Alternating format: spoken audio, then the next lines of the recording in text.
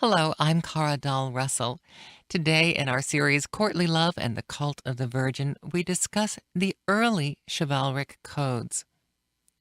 This week, we continue with the cultural and historical influences that set the stage for the odd practices of courtly love, a set of rules of love and a raising up of the position of women that would have been laughable to previous generations.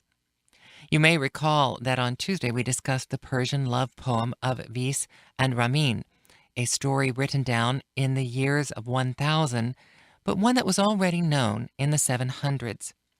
Bear that timetable in mind today as we discuss the potent combination of religious faith and rules of courtly behavior that became an intrinsic cultural and social understanding by the year 1000.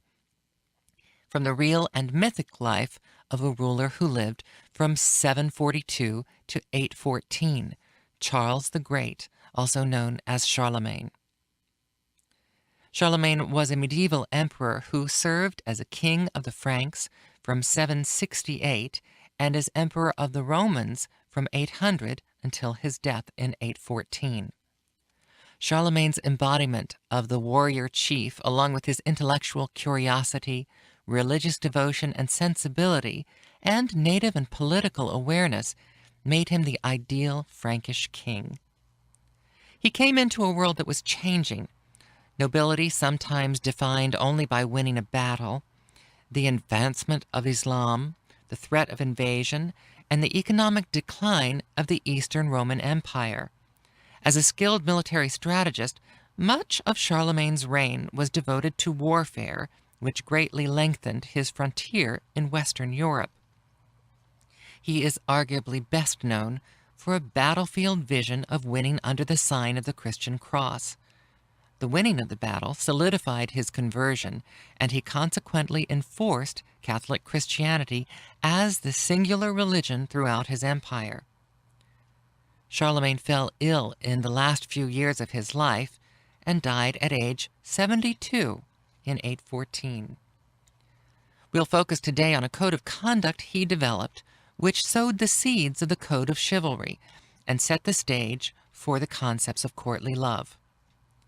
In 802, Charlemagne gave a speech to his subjects concerning Christendom and the noble qualities that all under his kingdom should keep. These duties reappear in the early 11th century epic poem, The Song of Roland, the story of a knight who was loyal to his liege Charlemagne, and a story which features a code of knightly duties. These duties reflect the deeds and qualities of Charlemagne: to fear God and maintain his church, to serve the liege lord in valor and faith, to protect the weak and defenseless, to give aid to widows and orphans, to refrain from the wanton giving of offense, to live by honor and for glory, to despise pecuniary reward, to fight for the welfare of all, to obey those placed in authority, to guard the honor of fellow knights, to eschew unfairness, meanness, and deceit, to keep faith, at all times to speak the truth, to persevere to the end in any enterprise begun, to respect the honor of women, never to refuse a challenge from an equal, and never to turn back upon a foe. Now, Charlemagne was not the first leader to have rules for his warriors. Some form of these codes are found among the ancient Mongols, the Romans, and in the year 1300 among the distant Aztec society as well. But his religious conversion and his entwining of social, religious, intellectual, and artistic thought helped make his life the stuff of legend. His idea of fealty to both church and state has had an ongoing influence.